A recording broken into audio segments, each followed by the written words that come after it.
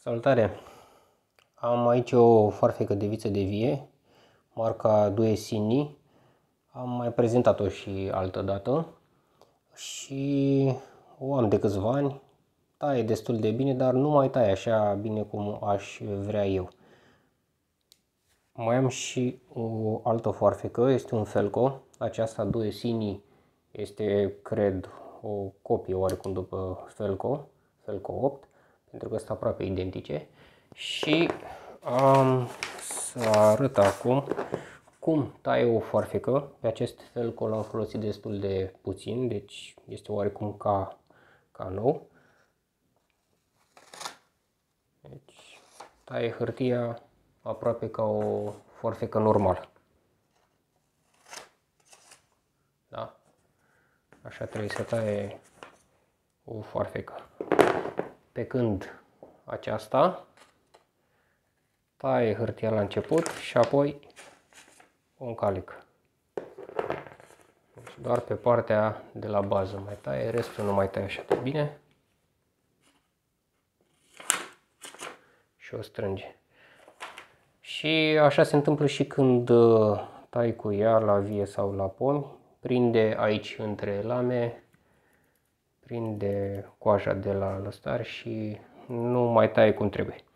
Și bineînțeles că mă deranjează și aș vrea să o ascult, să o pun la punct astfel încât să taie așa cum ar trebui să taie orice foarfecă, adică așa. Pentru asta o voi desface ca să scot lamele. Slăbesc acest șurub.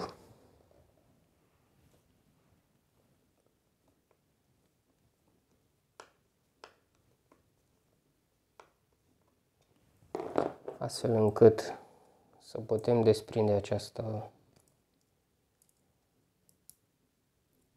contrafixă. Mai departe o desfacem de aici.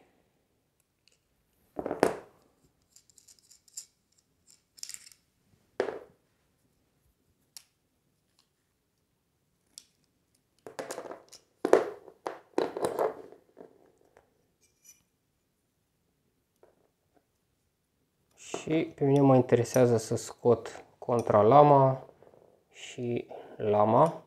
Bănuiesc că aici undeva s-a uzat, cred că s-a uzat contralama pe partea din mijloc și va trebui îndreptată.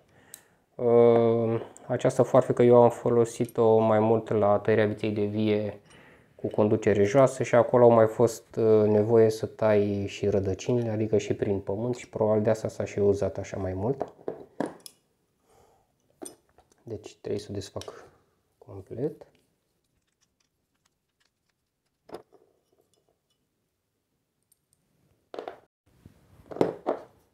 Am să încerc cu o cheie de 8. Da, cu o cheie am reușit.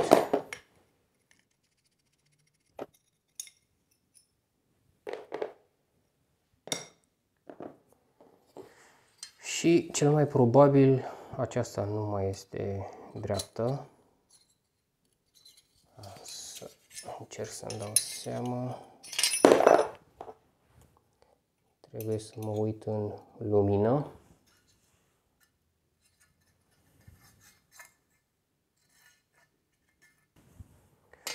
Da, partea din mijloc este mai uzată, are un fel de burtă, astfel că trebuie din nou pilită astfel încât să fie îndreptată. Lama este prinsă în 3 nituri, 1, 2, 3. Mă gândesc că ar fi trebuit să iasă destul de ușor, dar nu pare să iasă așa cu una cu două. Ba da.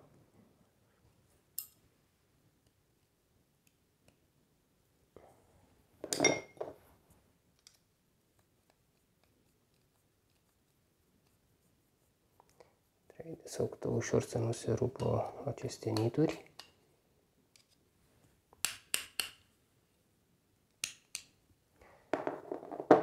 Gata. Aceasta este. Și trecem să o curățăm și să o ascuțim. Lama și contralama ar trebui să culiseze una pe lângă alta la perfecție, să fie perfect plate una pe lângă alta și mai mult ca sigur nu mai sunt. Dar voi încerca să le ascot și o să folosesc un marker ca să văd exact, o să dau pe toată suprafața, o să trag niște linii, astfel încât să-mi dau seama unde nu sunt plate și la fel și pe contralamă.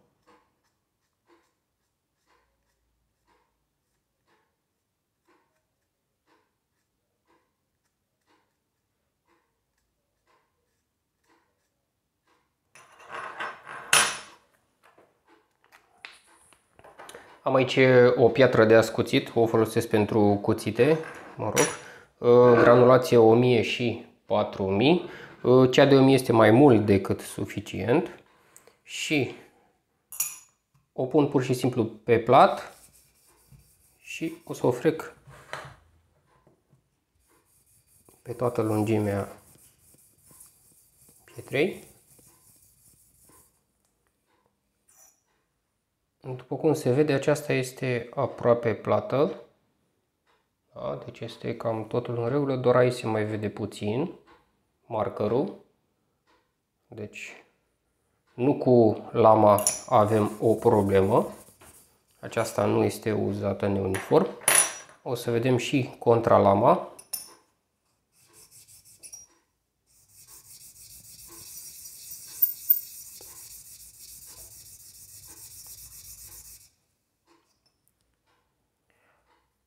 Se vede foarte bine. Partea aceasta s-a luat markerul, partea de la vârf la fel s-a luat markerul, iar partea de la mijloc, unde este acea curbură, nu s-a luat. Deci va trebui să insist până când se va aplatiza și se va lua markerul de la un capăt la celălalt. Am insistat destul de mult cu ea pe piatră, dar se vede că zona aceasta s-a luat markerul și către vârf.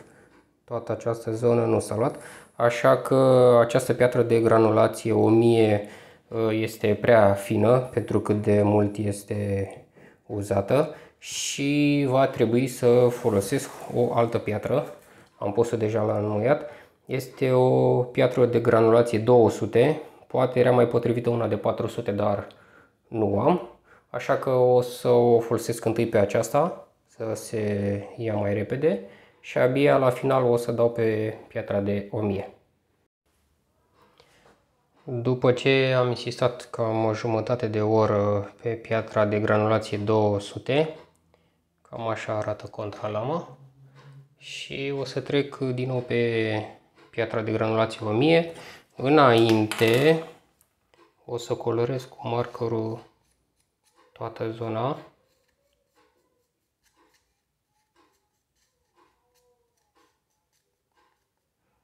Așa, mă interesează partea din față, partea tăietoare.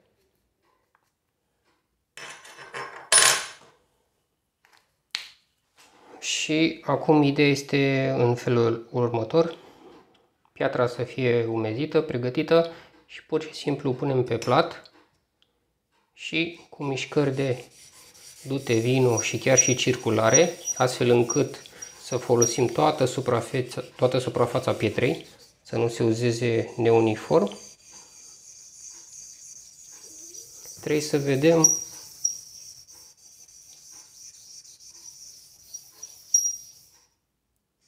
dacă mai sunt denivelări. Pare că nu prea mai sunt denivelări. Undeva foarte puțin în zona aceasta. Nu știu cât de bine se vede. Aici în zona aceasta. Și în rest s-a luat tot markerul. Așa că voi insista.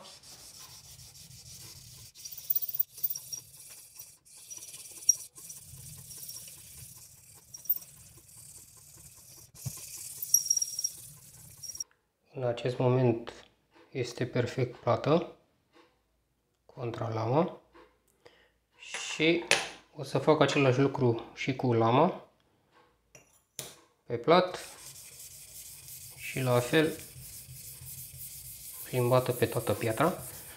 Aceasta este dreaptă, nu este deloc uzată, dar o să dau oricum și cu ea pe piatră.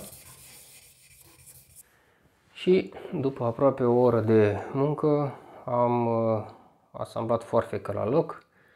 Sper că am reparat-o și nu am stricat-o. Și ca să nu zică cineva că poate am schimbat lama, așa arată o lamă nouă. Se vede și scrisul pe ea. Și așa arată foarfeca. Cam oxidat metalul, dar important e să tai, asta e. Am muncit-o.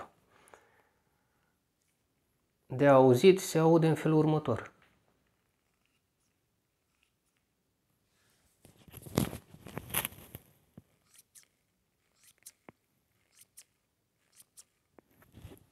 Se aude bine și acum să-i facem proba, să vedem.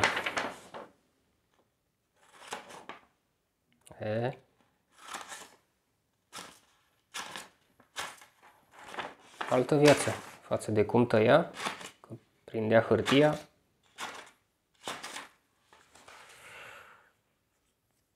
Bun, deci se pare că această soluție e foarte bună pentru ascuțirea foarfecilor care încalică atunci când taie. Sper că v-a fost de folos, vă doresc multă sănătate.